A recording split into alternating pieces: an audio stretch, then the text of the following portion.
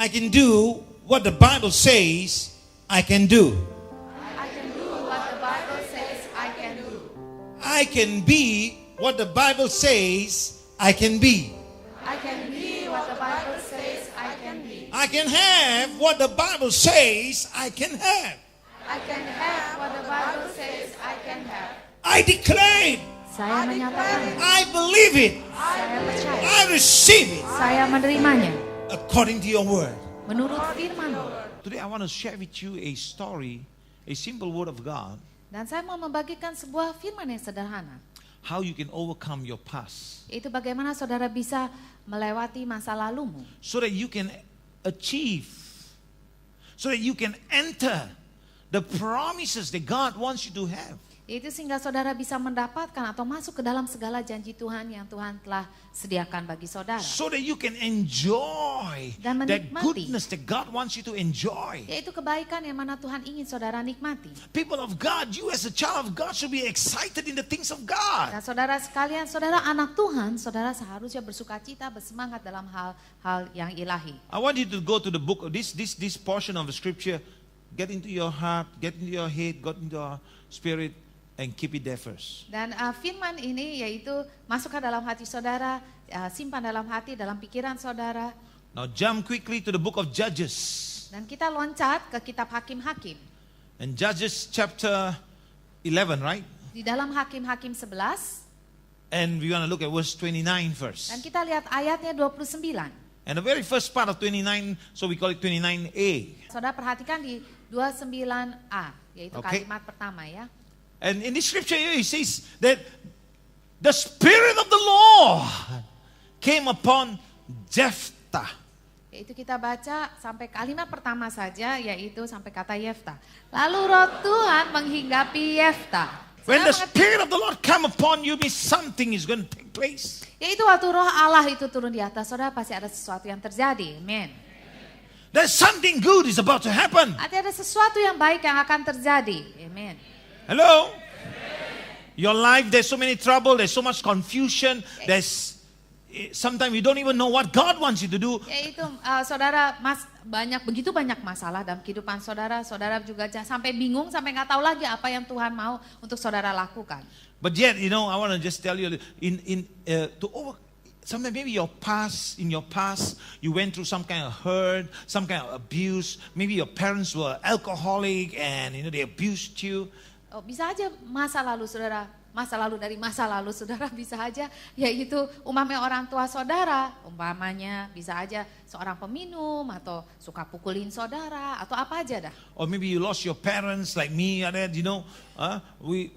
your life is not so easy, the circumstances you go through, the hardship you go through. Yaitu atau bisa aja saudara yaitu salah satu dari orang tua saudara meninggal atau dua-duanya meninggal, itu sama seperti Dr. Paul atau orang lain menyakiti saudara. Or maybe you have a childhood disease and you have to go through so hard time and then come out of it. Yaitu atau bisa aja barangkali pernah saudara mengalami penyakit berat atau saudara diejek atau apa. Ya memang benar sekarang saudara sudah lewati semuanya. The most difficult place in moving in faith Yaitu hal yang paling sulit untuk saudara bergerak di dalam iman ialah is the place of extreme pain. Yaitu tempat di mana saudara melewati hal yang paling menyakitkan dalam kehidupan saudara. And what do you think is the extreme pain that we are talking about? Mostly it will talk about emotional pain. Kalau saya bicarakan mengenai hal yang paling menyakitkan saudara, itu adalah secara emosi, secara perasaan saudara. Can you imagine emotional pain affecting you and you want to move in faith? It's so difficult because the emotional pain is your hindrance. Nah, Dan saudara bisa bayangkan yaitu, saya rasa saudara udah gak asing yaitu, dan saudara juga tahu hal apa yang sangat menyakitkan saudara. Dan hal itu yang menghalangi saudara untuk maju lebih lagi. And if you allow the emotional pain Dan jika saudara to overcome you, then you will be immobilized. You cannot move. Dan jika saudara mengizinkan yaitu hal yang sangat menyakitkan hati saudara atau perasaan saudara, yaitu memerintah saudara, dan itu yang membuat saudara nggak bisa maju lebih lagi. I can understand the word immobilizing. Yeah, I Yaitu- can understand the word for me. Saya mengerti perkataan yaitu immobilize, maksudnya sebetulnya katanya itu adalah melumpuhkan saudara. But you know, when the thing happen, everything come to you, boom. Tetapi pada satu detik waktu segala sesuatu itu nggak benar, segala sesuatu bisa langsung datang pikiran negatif ke kepala saudara. So you see, sometimes things happen to you. God allow you to go through certain thing, but you must not let fear grasp you. Dan saudara lihat yaitu apa aja bisa terjadi dalam kehidupan kita, tapi kita jangan izinkan perasaan takut itu memperangkap kita. Don't allow the human spirit to overcome you.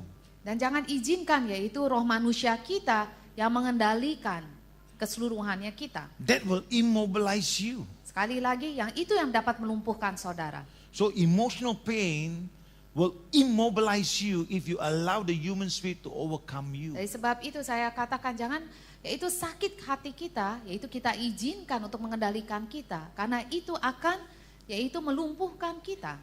The psalmist says there's one way there is a remedy to overcoming pain. Dan di dalam kitab Mazmur itu dikatakan ada caranya atau ada obatnya bagaimana yaitu saudara bisa melewati sakitnya itu. Or overcoming painful circumstances. Atau dapat melewati keadaan yang menyakitkan. If you open your Bibles in the book of Psalms, verse 126 Di dalam Mazmur 126 and verse 5. ayat kelima. And then the Bible says, those who sow in tears will reap with songs of joy. Amen. Amen. Kita baca satu suara. Orang-orang yang menabuh dengan mencucurkan air mata akan menuai dengan bersorak-sorai.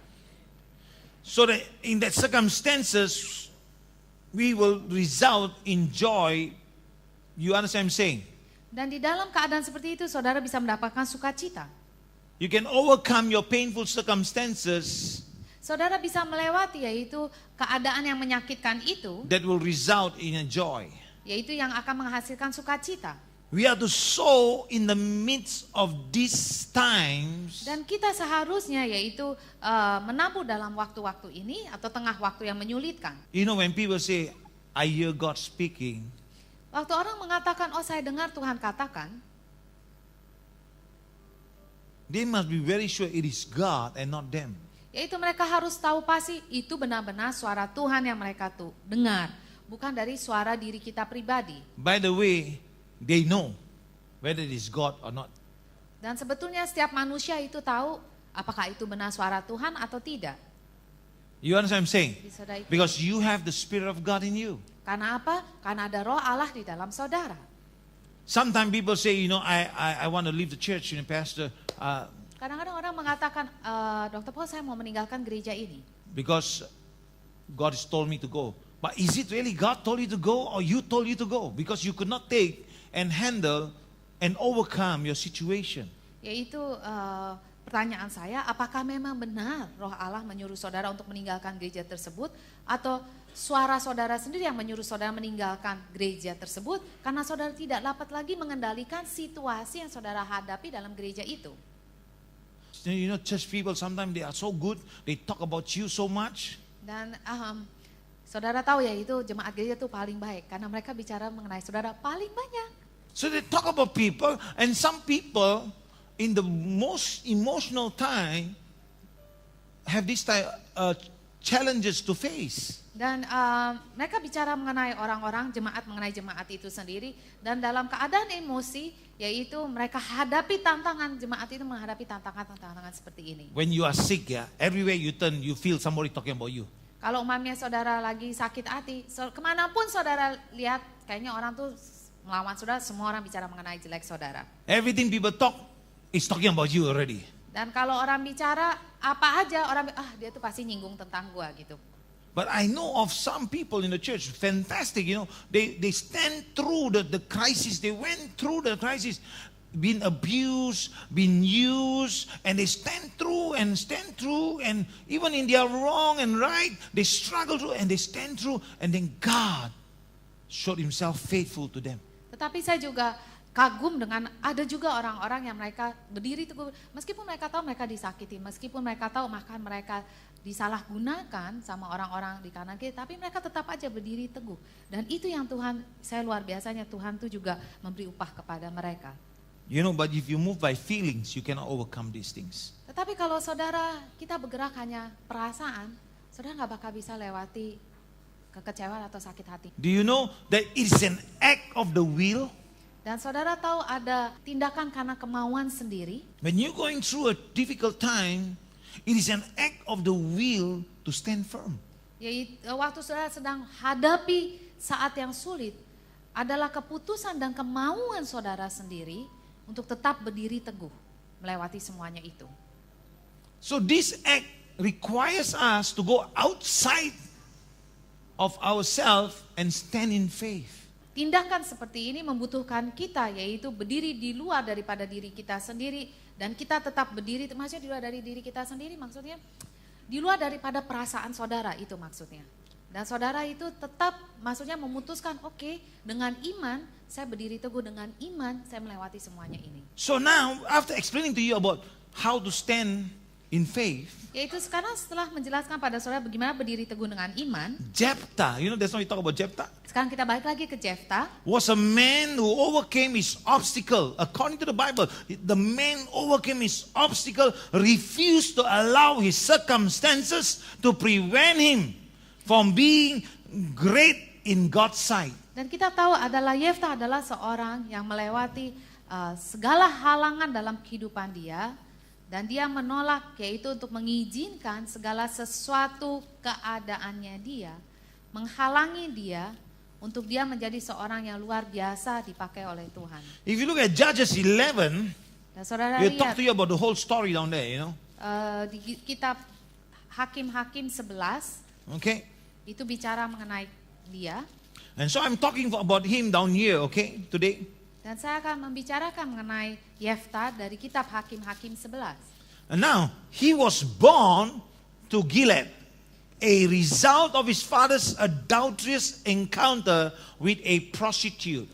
Dan kita tahu bahwa dia adalah seorang yang lahir daripada yaitu seorang Gilead, dan itu adalah hasil daripada ayahnya hubungan dengan seorang pelacur. Verse 2. Ayat kedua, Gilead's wife also bore him sons, and when they were grown up, they drove Jephthah away. You are not going to get any inheritance in our family, they said, because you are the son of another woman. ayat kedua kita baca satu suara. Juga istri Gilead melahirkan anak-anak lelaki baginya. Setelah besar anak-anak istrinya ini, maka mereka mengusir Yeftah, katanya kepadanya, engkau tidak mendapat milik pusaka dalam keluarga kami, sebab engkau anak dari perempuan lain. Jephthah's father had a relationship with a prostitute, and Jephthah was born. Jadi sekali lagi yaitu Yeftah ayat ke-1 bahwa dikatakan dia anak seorang perempuan sundal. Okay? Now, but his own wife gave birth to many other children. Dan istri daripada ayahnya Yeftah memiliki banyak lagi anak-anak lelaki. Can you imagine Bisa saudara bayangkan? your half brother in the house with you, and then you say, hey, you're not my brother, man. Get out of the house. You're not going to have any single cent of my father's money. Yaitu saudara bisa bayangkan saudara separuh kandung yaitu atau saudari mengatakan, kamu keluar aja dari rumah. Kamu bukan anak daripada ayahnya kita. Kamu gak akan dapat apa-apa dari warisan. So lebih baik keluar kamu dari rumah ini. Now imagine, Dan saudara this bisa is half bayangkan, brother. Some of the Christian families today, you know, and some people in their families today, they fight over inheritance. Dan ini oke, mengenai anak tiri. Tetapi sekarang, zaman sekarang, gak usah anak tiri. Anak beneran aja saling berantem-beranteman, makan makanan mengenai warisan. They kill each other for whatever they want. Yaitu mereka hantam habis-habis bunuh-bunuhan hanya untuk menginginkan warisan tersebut. Imagine if it's you. Saudara bisa bayangkan itu jika diri saudara sendiri. How would you feel? Kalau saudara dalam posisi Yeftah, bagaimana perasaan saudara pada saat itu? Painful, Pasti sakit hati, hurting, sangat menyakitkan. could be very bitter also. Bisa juga akhirnya menjadi kepahitan dalam kehidupanmu. Nobody understands me. Dan saudara pikir, nggak ada orang yang peduli sama saya. Papa himself doesn't help me in the sense. Dan saudara berpikir bapak sendiri aja nggak mau bantu saya. Oh, tough, huh? Itu suatu hal yang sulit. And I believe some of you in your life. Dan saya percaya beberapa dari saudara dalam kehidupanmu secara pribadi May have a similar case, may have gone through some kind of pain like that. yaitu bisa aja memiliki kasus yang sama atau sakit hati yang saudara simpan sampai saat ini. Do you remember the story I told you about? Saudara ingat ya, itu cerita yang saya kasih tahu saudara. About this young girl, Itu mengenai anak muda, mengenai wanita ini, that she was raped. yaitu bahwa dia diperkosa. And she came to the house of God. Dan dia datang rumah Tuhan, And got saved and got ministered and got healing. dan Tuhan menyelamatkan dia, dan Tuhan menyembuhkan dia. And she could now praise God. Dan sekarang dia bisa puji Tuhan, She could walk with Jesus. bisa berjalan bersama Yesus. But after a few years, Tetapi setelah beberapa tahun, can you imagine the man that raped her walk into the same church? saudara bisa bayangkan, yaitu orang yang telah memperkosa dia masuk ke dalam gereja yang sama. And when she saw him, all flashbacks come back to her. Dan waktu dia melihat laki itu, udah pasti segala sesuatu yang terjadi itu terulang lagi di kepalanya dia. Expression, thoughts, fear, everything comes back to her. Yaitu segala ekspresi, segala pikiran, segala perasaan itu terulang kembali. And if you were there to see her, probably you can see in her some kind of anger maybe coming out, and then at the same time fear in her face, at the same time the eyes becoming watery. Barangkali kalau saudara berada di situ, saudara bisa melihat yaitu marahnya dia dalam waktu yang bersamaan, perasaan takut, dan juga bisa aja hal yang menyedihkan juga itu, dan sehingga matanya itu ada air matanya. And when the men saw her, Dan dalam waktu yang bersamaan, waktu pemerkosa ini melihat wanita tersebut, all the condemnation and guilt come to him. semua tuduhan, semua perasaan bersalah dalam waktu itu juga terulang kembali dalam pikiran dia. Because before that, when he came to Jesus, it was said to him, now you are set free. Karena sebelum mereka bertemu, yaitu waktu laki ini datang kepada Yesus, Yesus mengatakan bahwa engkau telah dibebaskan. There's no more condemnation. Tidak ada lagi penuduhan. But when he saw her, Tetapi kalau dia bertemu dengan apa yang dia telah lakukan, all that condemnation come. semua tuduhan, semua perasaan bersalah itu datang lagi kepada dia. Both having two different kind of fears.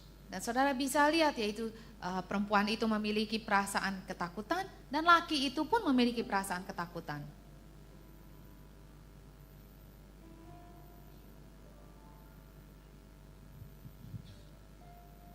Imagine that rejection that Jephthah felt as he was cast away from his family. Dan saudara bisa bayangkan apa yang Yeftah rasakan waktu dia ditolak dan dibuang keluar daripada keluarga itu. Just like that girl. Sama seperti perempuan yang telah diperkosa itu. Just like that man. Sama seperti bahkan si pemerkosanya. Girl tell the pastor, Pastor, this is the man. Lalu perempuan itu memberitahu kepada pendeta yang mengatakan ini dia laki-lakinya. And the man walked towards her. Dan waktu laki itu berjalan kepada dia, And he said, please forgive me. dan dia katakan ampunilah aku. But whatever you say, I will receive. Tetapi apapun kata-kata yang keluar dari mulutmu, aku akan terima. If she said, let's report to the police and bring him, he have to accept it already. Jadi artinya kalau wanita ini mengatakan, oh ini dia orang yang perkosa saya, oh kita laporin polisi, dia artinya harus terima. But that was the challenge for that woman, because is she going to overcome her circumstances and fear? And same thing for the man. Tetapi itu adalah satu tantangan juga dari pihak wanita tersebut. Apakah dia akan hadapi tantangan tersebut dan melewati segala sesuatu, yaitu sakit hatinya dia dan perasaan takut dia dan semuanya. Are they going to depend on their feelings, or are they going to make an act of the will because Jesus has set them free? Dan pertanyaannya bagi kedua-duanya, apakah mereka sekarang bertindak di atas perasaan mereka, atau mereka bertindak di atas iman karena mereka tahu bahwa Yesus telah membebaskan mereka? This experience that Jephthah experienced caused him to become a hardened warrior. Dan karena penolakan daripada keluarganya, itu membuat Yeftah menjadi orang yang keras. Today, Hari ini, Jephthah probably will be part of a street gang. Yeftah bisa aja saudara lihat, oh barangkali gangster di jalanan-jalanan, bisa aja. Because if you read the Bible here, you see in verse 3, the last part, Yaitu kenapa saya katakan gitu, bisa saudara lihat Hakim 11 ayat yang ketiga. where a group of adventurers gathered around him and followed him. Dikatakan, kita baca aja seluruh ayatnya. Maka larilah Yeftah dari saudara-saudaranya itu dan diam di tanah Tob. Di sana berkumpullah kepadanya petualang-petualang yang pergi merampok bersama-sama dengan dia. So as he get older, more experienced, he became very famous. His reputation as a warrior became known to those in the country now. Jadi apa yang terjadi yaitu tambah lama, tambah berumur, tambah pengalaman, dia menjadi seorang seperti seperti yang kuat, dan nama dia terkenal di bangsa itu. But the Ammonites wanted to war against Israel. Tetapi apa yang terjadi yaitu pada saat itu bangsa Amon mau berperang terhadap bangsa Israel. And the leaders now run to Jephthah. Dan sekarang pemimpinnya itu lari kepada Yeftah. Jephthah, come help us, lead us into war. Jadi apa yang terjadi yaitu pemimpin itu minta kepada Yeftah untuk menjadi panglima perang bagi mereka. Can you imagine? Saudara bisa bayangkan, You who curse him, dia katakan yaitu kamu yang telah mengutuki, you hated him, engkau yang telah membenci dia, you who chase him out of the house. engkau sendiri yang telah mengusir dia dari rumah. Now coming to him and asking for help. Sekarang mereka sendiri datang kepada Yeftah, minta pertolongan daripada Yeftah. Can you imagine? Bisa saudara bayangkan? That is why when somebody do wrong to you, don't go and curse or fight against them. Let them be, because one day Yaitu dari sebab itu kalau saudara sering bertengkar atau berantem dengan seseorang, jangan langsung seenaknya aja makiin dia, terus kutukin dia. Karena satu hari they will come and find you because they know you are the answer to their problem.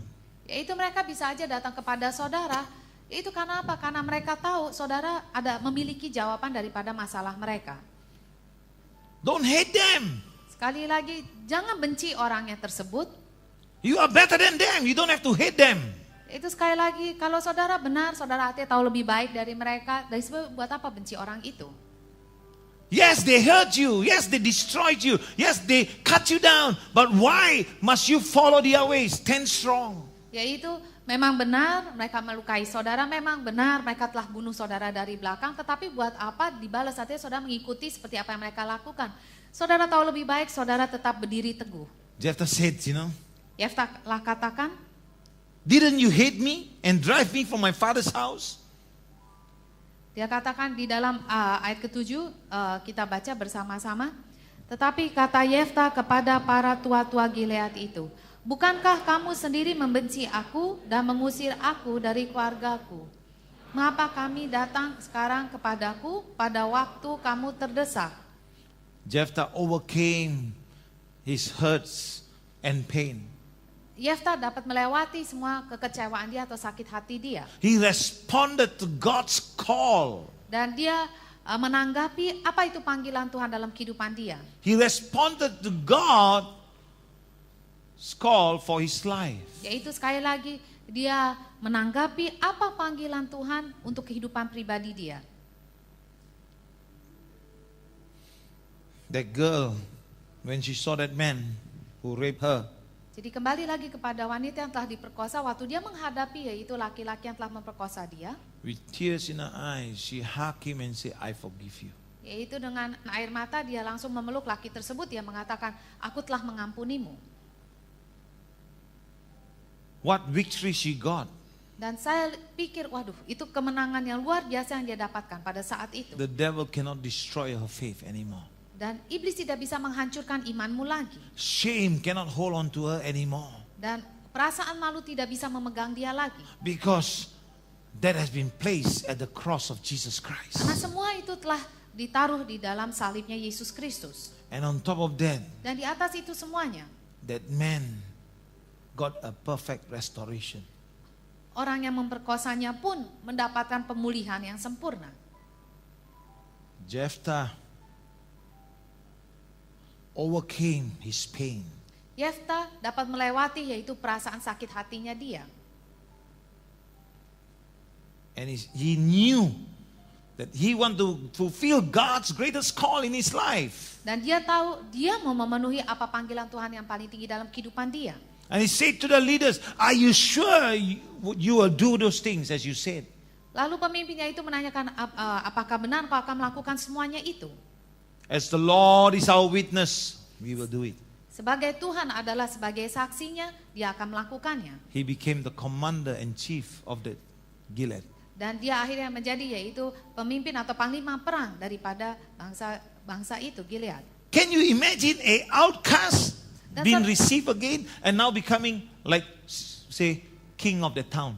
Dan saudara bisa bayangkan yaitu dia telah orang yang telah dibuang, diundang kembali dalam kota tersebut dan sekarang justru menjadi pemimpin atau raja dalam kota itu. That damaged girl, how God restored her.